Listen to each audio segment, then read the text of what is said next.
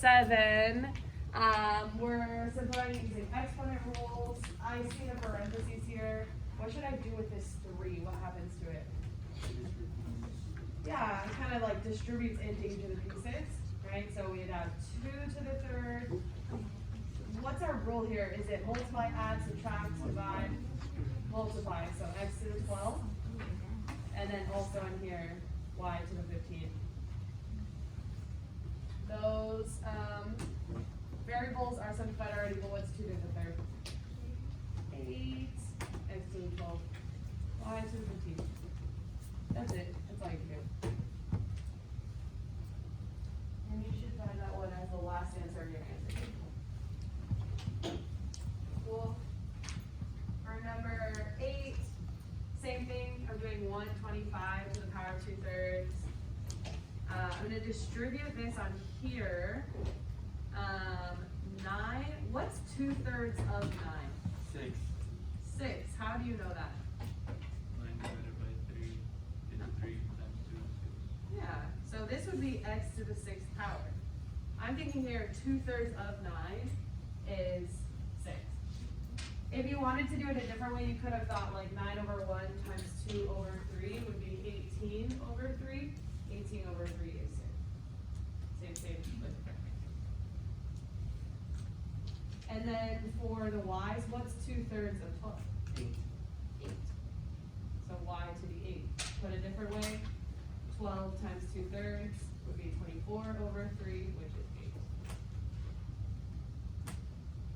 Slightly trickier is the 125. Right, 125. I know I wasn't with you for exponent rules. So let's review this. How do we do 125 to the 2/3 power? Put it into the calculator. Put it in a calculator. And when you put it in a calculator, what do you get? 25. You do get 25. You do get 25. So if this is an ACT question, we're for sure going to our calculator because no reason not to, right? We have our calculator, it's a skill there. One thing I do want us to know about 2/3, whenever we have like a fraction as our exponent, right? If it was 125 to the 1 power, it would be 125, right? If it was 125 to the 0 power, what would it be? 1. So this number needs to be somewhere between 1 and 125, right? Put a different way, and this is going to be like a real hark back to something we're learning in Algebra 2 right now. If you had three of the same number that have to multiply to get 125, what would that number be? 5. 5 times 5 times 5. So the cube root of 125 is 5, right? That's your 3rd power, but we need 2/3. So we need 5 times 5. That's where that 25 is coming from. It's kind of funky, kind of funny. But honestly, at the end of the day, it's just as easy to put in your calculator. Probably more easy. That's my thought there. Sorry, y'all, I'm losing my voice a little bit today. Any questions about number 8? I know it's a little more complicated than 7. None? My friends that recommended it? Feels okay now? Not contagious, I promise. All right. Here we go. Number 10. Can someone actually do number 10 for me so I can stop talking for a second? You want to find it out? And stop his waist hand first. Is that fine?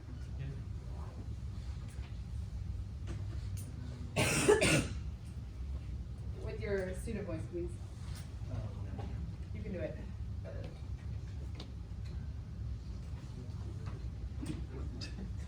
You want to give it to Derek? Okay, give it to Derek. Well,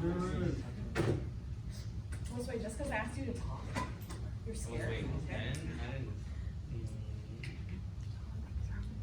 I guess I haven't done this one yet. I thought we were doing 9. Wow, somebody volunteers. Sorry, it's not cheap.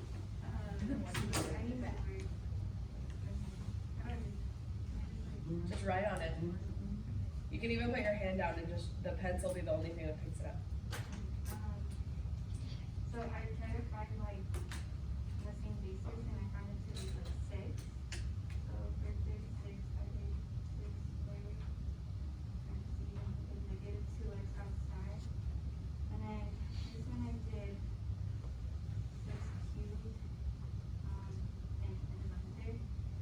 multiplied the squared inside the parentheses with the negative 2x outside. And I got 6 and negative 4x equals 6 cubed. And I brought down the the exponents. The negative 4x equals 3. I divided the negative 4. And then I plugged it into my calculator, so much will be equal to 330. So what did you get as your final answer? I like your creative way of just moving it to the other side. Good job. Yeah, you should get -3/4. Right, my person who requested 10, I don't remember who you are. Does that make sense? Beatrice, will you? That makes sense, huh? Yeah. Awesome. Any other ones that we're feeling sticky on? Number 12, yeah, can someone do number 12? Derek, did you do 12? No. Ashanti, did you do 12? Shanti really wants to do 12. I really understood this. She really understood. I did my Ashanti will like pumped to be here. Yes. Love it, Ashanti. Okay, so first I found like. Okay, first I found the base. Well, actually, I started by turning the fraction into like a base.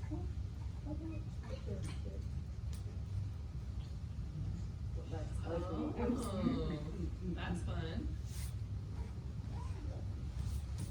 And then Wait, Ashanti, I didn't teach you that. So like, what were you thinking? Like, this is perfectly mathematically beautiful, but I think it might help some other people. Can you explain like what was your thought So process? basically, yesterday while I was doing the homework, I figured out that all you really have to do is turn the top part of the fraction into a negative, and then that's gonna be like this the little thingy on the top. Exponent? Yeah, the exponent, and then it just made it easier for me. Cool. Like, Love that. And then you get like you have to find the same root for both of them, which I thought was.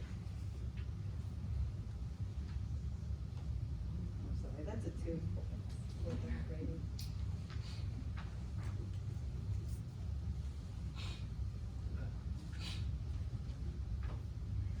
That's so bad. You can rest your hand on the screen. You don't have to like that one. Really? Yeah. Oh, I thought it couldn't. Okay. Apple's very fancy. Oh, that's easier. Oh yeah, look at that handwriting. Okay, and then you ignore the 5.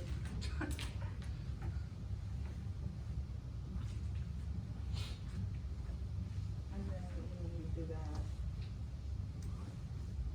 And that's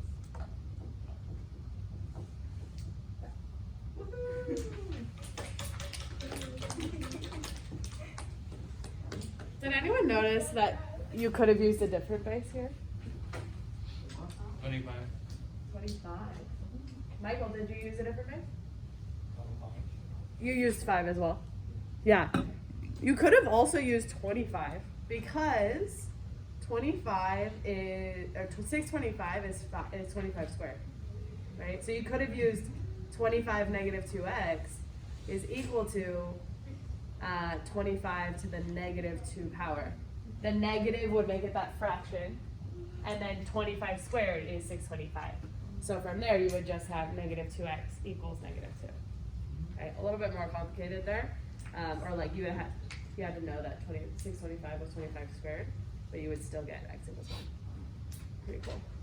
Yes. Some snaps to all of our presenters. Thank you for saving my voice. Okay. Today, we're going to learn how to start graphing our exponentials. We're going to use our graphing skills from before and build in our graphing skills for today. So I'm going to pass out the notes. While I'm passing out the notes, we are going to start with decimals today. So if you could, wait, before you move. You're going to grab your computers. You're going to go to today's Canvas. So you're looking for Concept 40, and you should see a decimals link. On your markets, I go. Stop. Yes. Say again. No. We're trying to figure it out. I'm doing alright.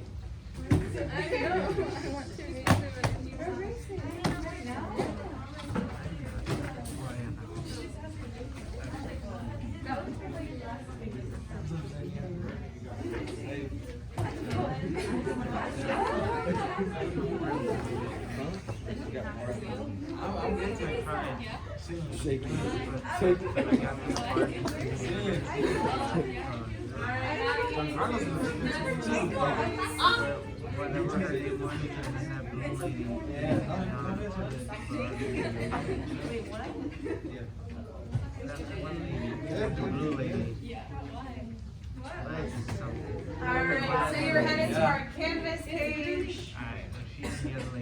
Scrolling to concept 40.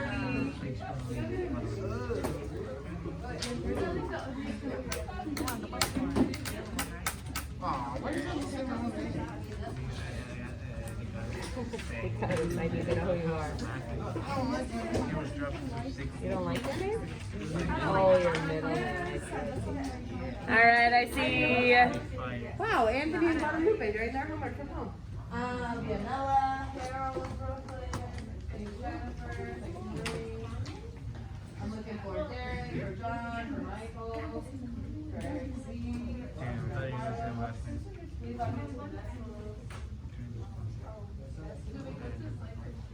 Yeah, and then once you get to decimals, you can actually go all the way straight to slide 13. Thank you, Jocelyn. Slide 13. So it'll pop up on slide 1. You can go all the way to slide 13. You know what? I can actually pace you there, I think. I can be taking you there. You should be taken there. John, log in for me, please. I should be taking that. Eric, where are you? I'm everywhere. You're not logged in. Really? 40.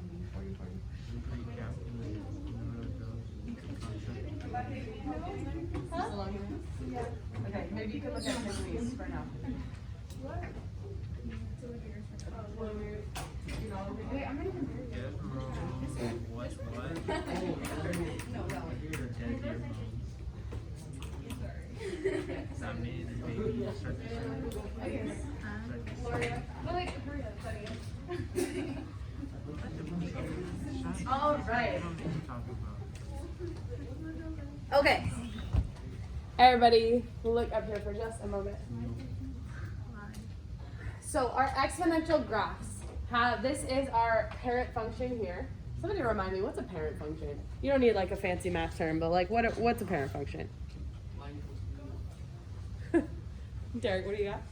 Like the most basic form of a function? Yeah, exactly. The most basic form of that function, right? So in this case, you can see the parent function is y equals b to the power of x, right? In our linear lines, we have y equals mx plus b, right? In our quadratics, we have x squared. In our rational graphs that we were just looking at, we have 1 over x, right? As we move to exponential equations, we're going to be thinking about this parent function. And for some of my students, they like to call it the shooting star graph, right? It kind of looks like a shooting star that's like taking off, or like the airplane graph. I don't know. But this is what the most basic exponential equation looks like today. We're going to perform some transformations on this graph, right? Transformations on this graph. When we thought about quadratics, we were talking about shifting it left and right, up and down, making it bigger, making it smaller. We're going to see those same transformations come up when we're dealing with our exponential graphs. So when you click over to slide 13, everybody should be able to, yeah, I'm seeing all 28 of you on slide 13. You should see the letters A, B, C, and D, yes? Yeah. Let me click into my version here. Yeah. You should see the letters A, B, C, and D. And you should see f of x equals this equation. Do you see that equation on your screen? Has a few more parentheses on your screen, but it's roughly the same equation, yes? Awesome. So what I want you to do, right, is in your equation, on your notes, right? I want you to go ahead and split your notes into like 3 little sections here. 3 sections. like so. 3 little sections. We're gonna save 2 of these sections for our collective class notes, but I want this section right here to be your exploring notes. Okay, so this section, this first third, is gonna be your exploring notes. I'm gonna give us just 2 minutes, maybe 3. I'm gonna give us 3 minutes. 3 minutes to actually move those sliders, and I want you to try to figure out when you change the A, what happens to the graph. I just want you to describe it in your own words. Doesn't need to be anything fancy, but when you change the A value, what happens? When you change the B value, what happens? When you change the C value, what happens? When you change the D value, what happens? I want you to put at least one noticing in each box. One noticing in here, in here, in here, in here. In the next few minutes, what are the directions? Can someone rephrase the directions? What are we doing here? Will, is that a hand? Okay. What are the directions? You said play around with the A, and then like write down what changes, and then throw the B and the C. Write down what changes. Perfect. So you're going to follow Will's directions, and we're going to take some time to see what happens with A, B, and C. The more specific you can be, the better. Right? More specific you can be, the better. Go ahead and take that time.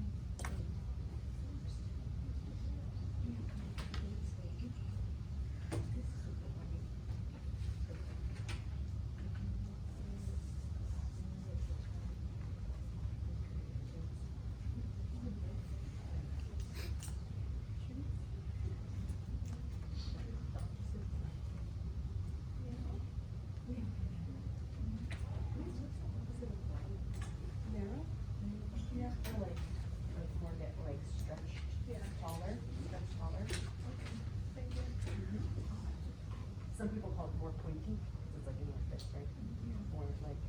More like 90 degrees.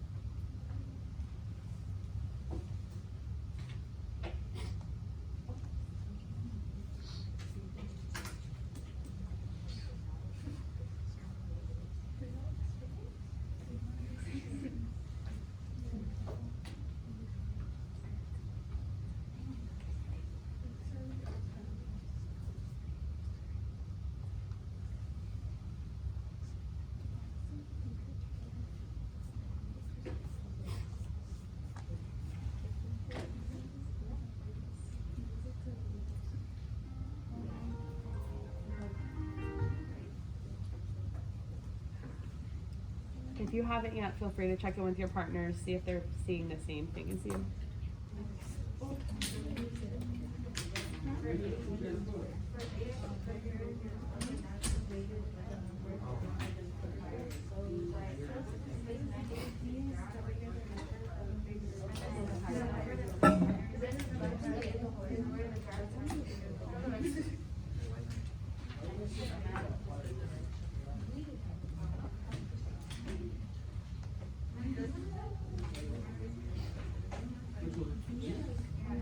It's like, well, it's kind of like left and right.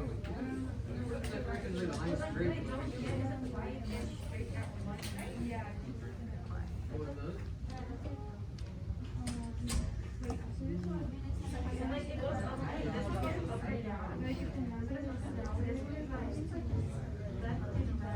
Oh, yeah. Well, the first one gets straight as hell, right?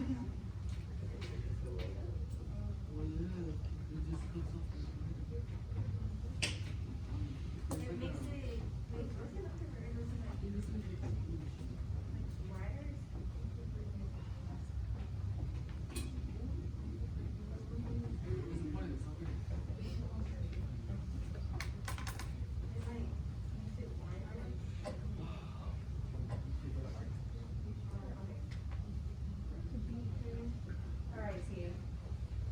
Let's jump into our transformations here. So when you moved A, right, I'm gonna go ahead and play A for us. When you move, play. Nope. Let's see if I can turn it.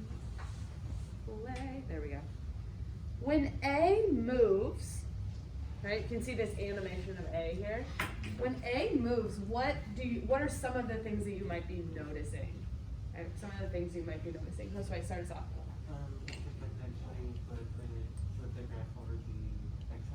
It can potentially flip the graph over the x-axis. When does that happen? Whenever it gets negative or positive. Got it. Is it negative or is it positive? That, like when A is negative or A is positive when it is down? Negative.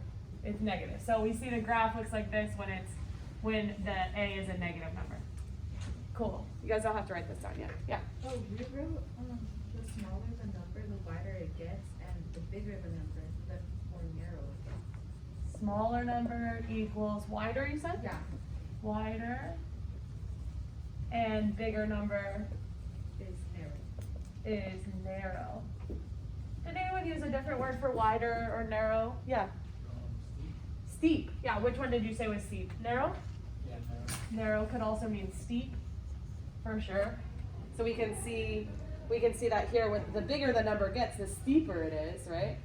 And also when it gets really small, we can sort of see that we start to see that like wider piece, right? A little less steep, for sure. Any other noticings for A? Yeah. The number that the starter like equals is where like the graph has to go Oh. The number that it is, so let me see if I can put it on like a normal number here. Oh. So you're noticing that say that one more time. that whatever number that A equals is where like the x-axis goes on the y-axis. Got it. I'm noticing that it might change for like depending on where B is. Yeah, so I agree with you that I think like it does change the y-intercept, but like when this A is 3, but when I click on it, that y-intercept doesn't seem to be 3. But I do notice that it has some impact on it because when I change A and B, it changes. A and B seem to interact to make that y-intercept. Yeah, that's an interesting thought. we'll keep an eye out for that y-intercept because that's gonna come into play. For sure. Any other thoughts on A? Yeah. You can make it go flat at 0. You can make it go flat at 0, yeah. Why is that? Looking at the equation, if this is 0, It'll become undefined. it'd become undefined? Tell me more. Basically, by multiplying, A is practically a coefficient for the entire midsection of the graph. Uh-huh. So if you multiply 0 times b to the power of x minus b, then that will make it all equal to 0 plus b. Yeah, right? It's gonna make this whole thing 0, and that's just gonna make it a flat graph. There's no curve there. For sure.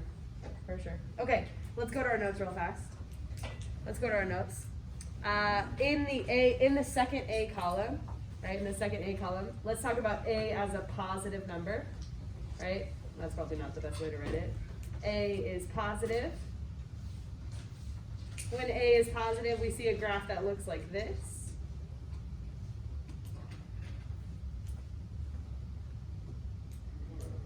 When A is positive, we see a graph that looks like this. And then I think we can say like a smaller number, like Ashanti was saying, we might have a wider graph and a bigger number. More narrow. You can either choose narrow or steep, whichever word means more to you. For sure. And then on this one, let's write A is negative. That graph is looking more like this. A decay graph. Flips over.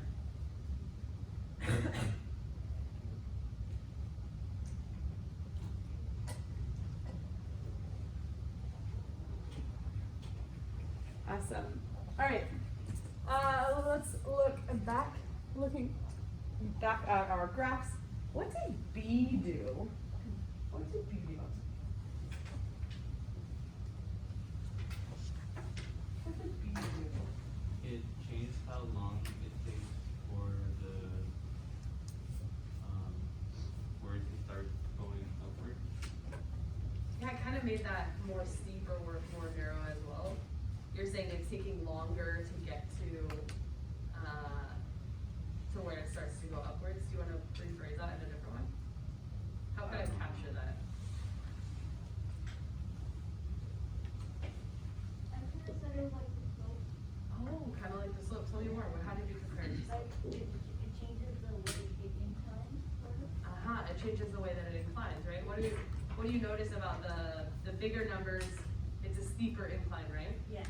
Bigger number is a steeper incline for sure.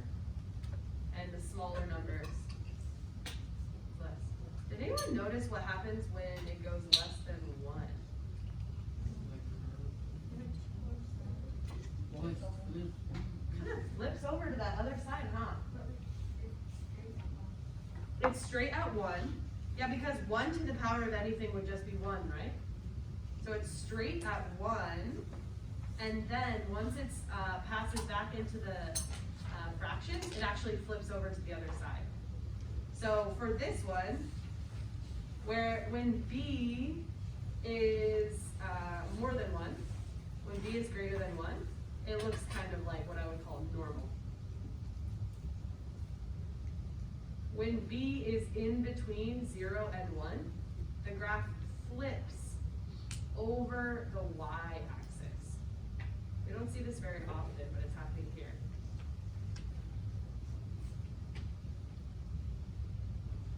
And then we have some notion of slope here from Dianella. Elisa? How come we set it to 0, like, a lot of the left side? How come I said it, how come I made you, like, you couldn't change B to a negative number?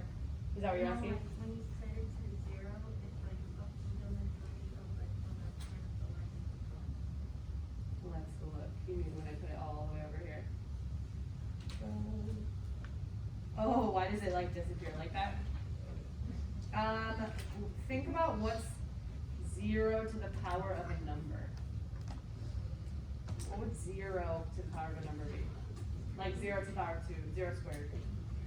It'd be 0, right? It'd be 0. But it would only be 0 for our positive numbers. The negative numbers, they stop to exist. So So that's why it only exists on the positive side of the graph. Good thought.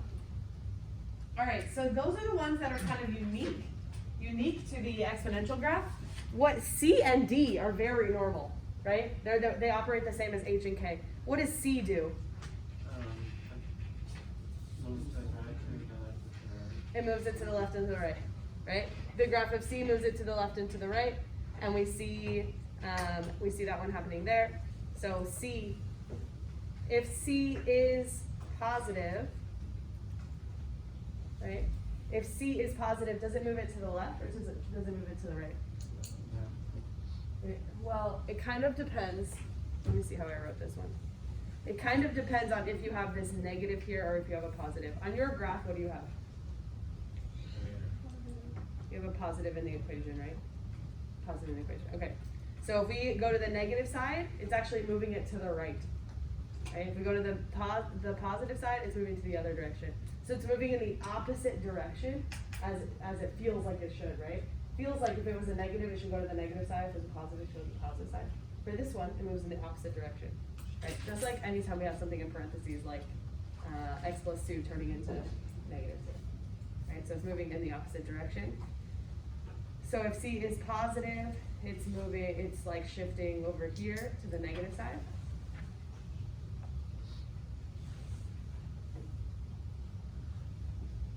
If C is negative,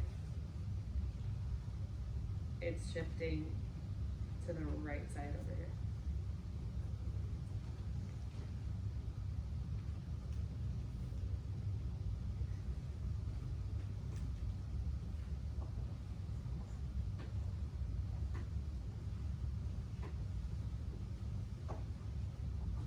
And then finally we had D. Finally we had D. What did D do?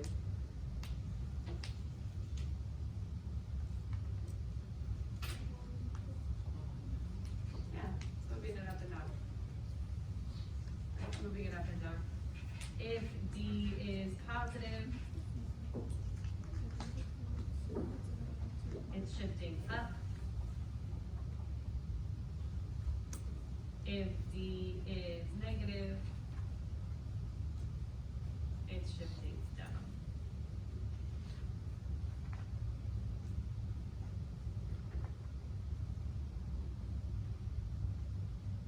D is the line that it's getting closer and closer and closer to but never touching. Right? Closer and closer but never touching. What do we use? What word does that sound like from rationals? Yeah, the asymptote. D is your asymptote. It's the line that's getting closer and closer and closer, but it's never touching. Right? So D is the asymptote for this type of equation. Okay. This is is it a horizontal asymptote or vertical? Horizontal.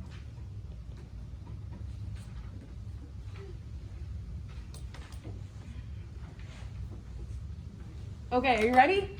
I know it's kind of hot. We're gonna do an activity. Are you ready? Take your right hand.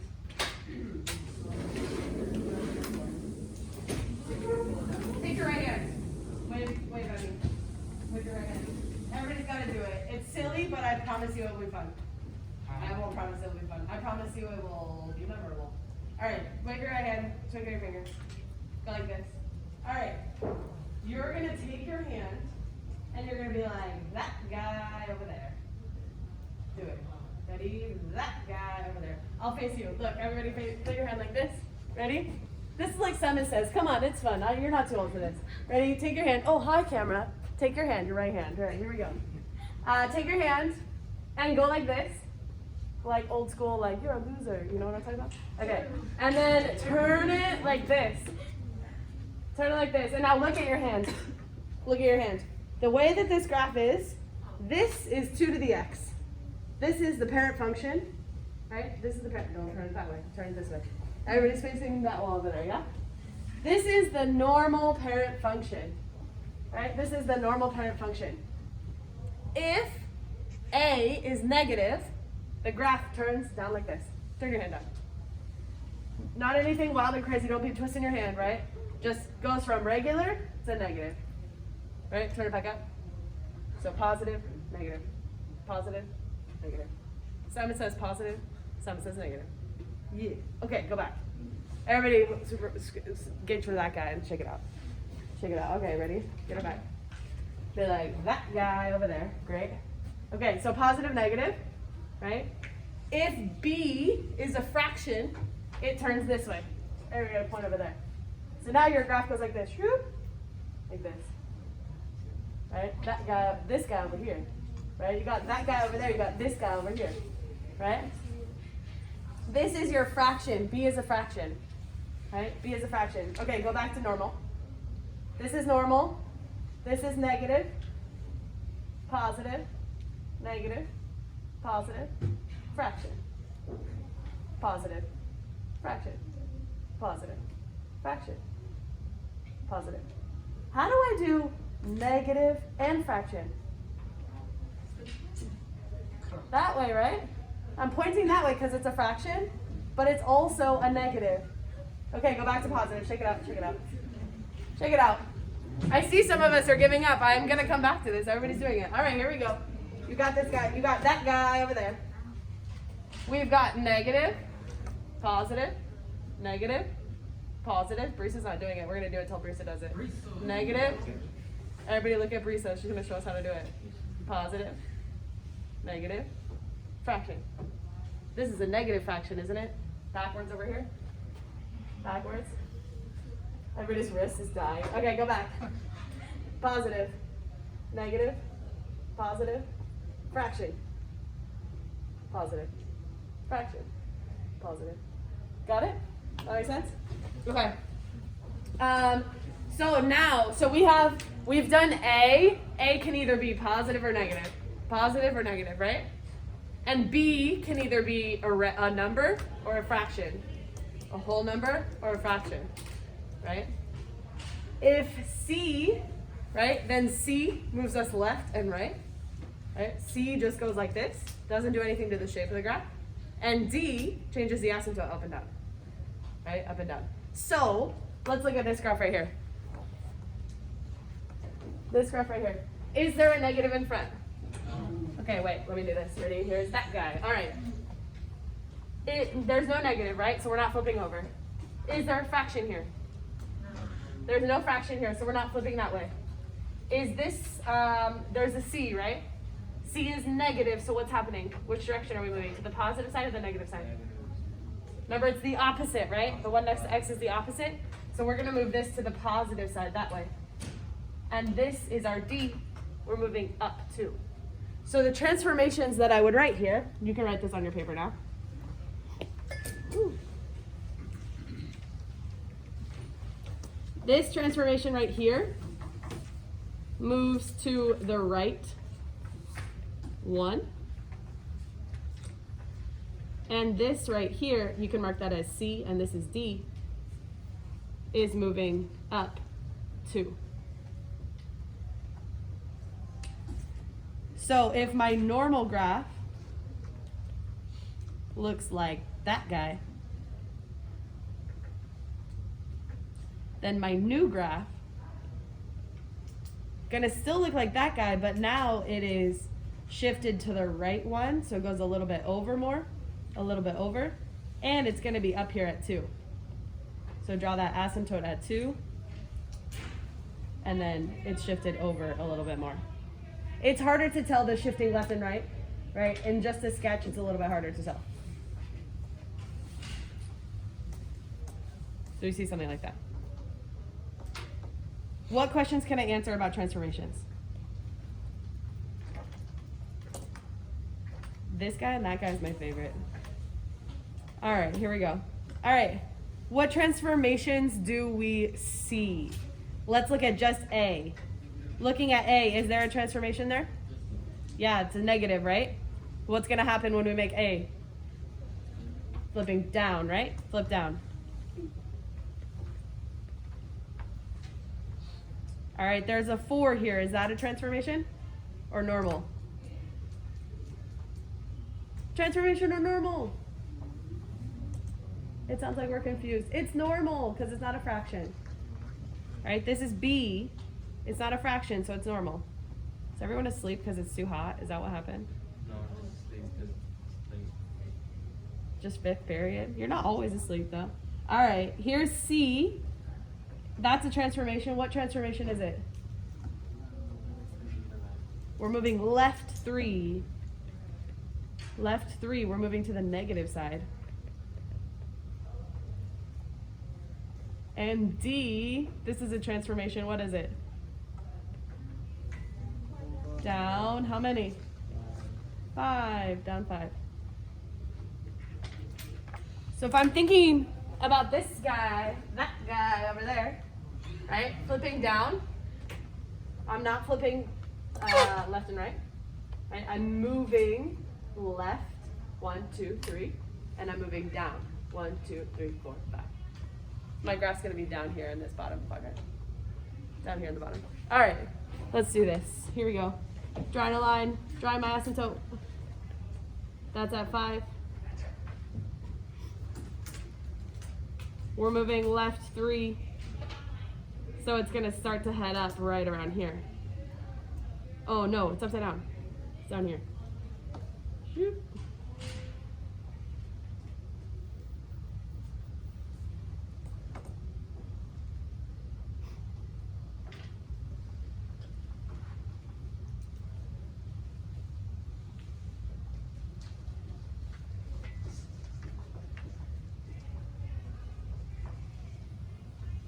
Okay, I want you to try 3 and 4 on your paper at your table. Before you go though, this right here, if there's a negative x, this is the same as b is a fraction.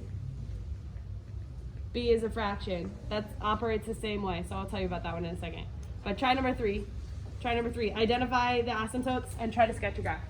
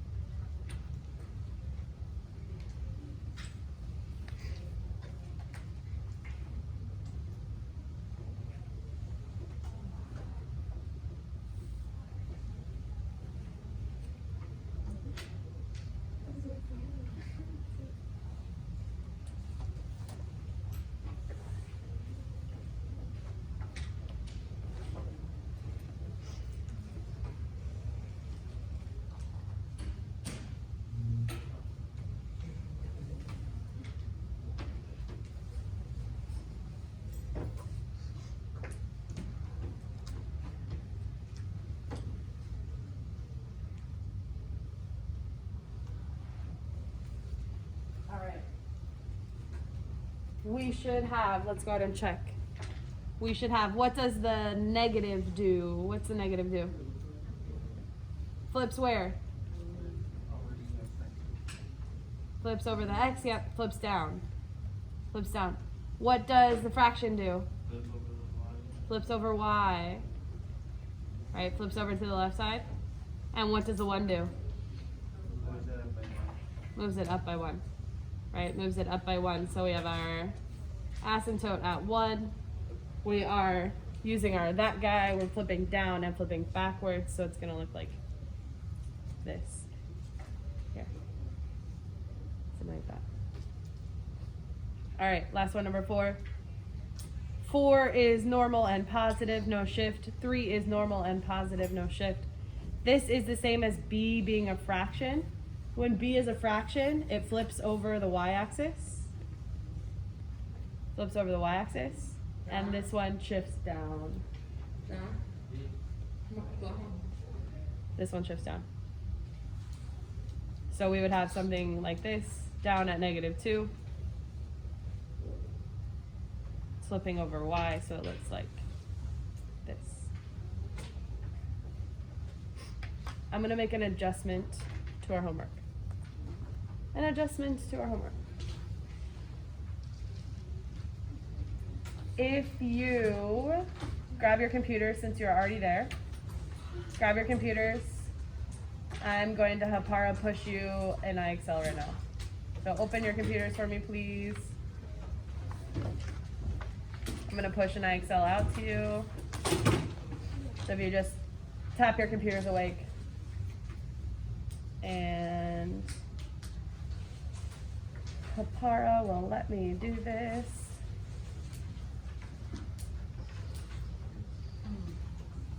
Thank you.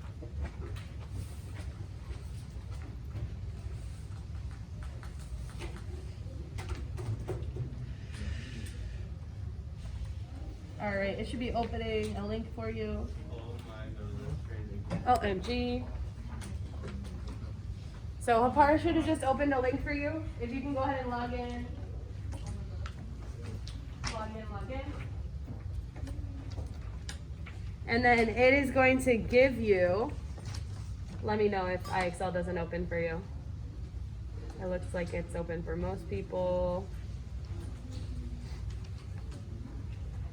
Okay.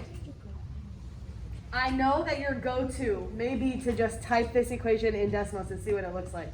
That is not the goal of today, right? That is not the goal. Yes, could you do it that way? Totally, right? But what I want you to do is think about the transformations, right? Thinking about the transformations that we just went through, using that guy if it helps you, right? And then go through which one, like what to do. So I'm gonna put this on my screen. So you can see how I would do the first one. So if this is my first problem, I'm looking here. I know the standard graph goes like this. The 4 does not change. The 3 does not change. The x doesn't have a c. It's just moving up 1. So I'm going to be looking for a graph that's up, just moved up 1. So I'm looking here. I see that one's moved down 1. That one was flipped. That's wrong. This one is flipped. So it must be this one. I'm going to select that answer and then press submit. Right, so that's even faster than typing it in. That is our goal here, is to try to just develop some transformation understanding. You're trying to get to 85. Trying to get to 85. Wow, I heard that noise.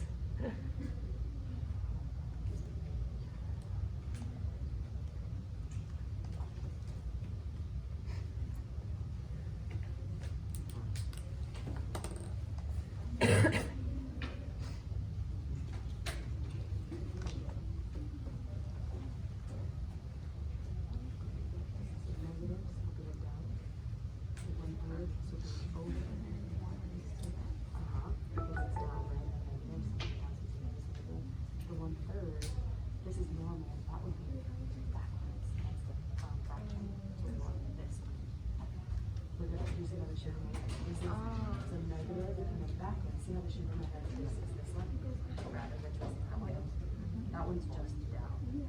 That one's just in. We want the other one for this.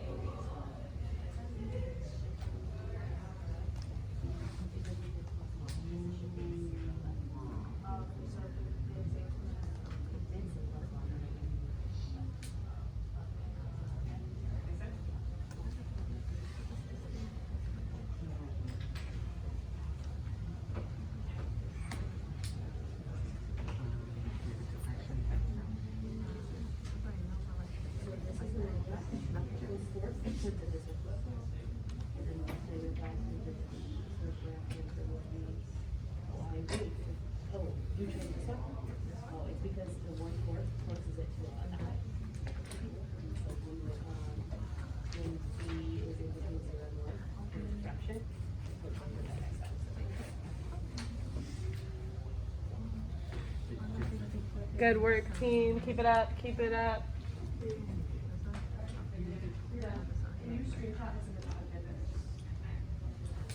When you're done, submit and screenshot of Canvas, please.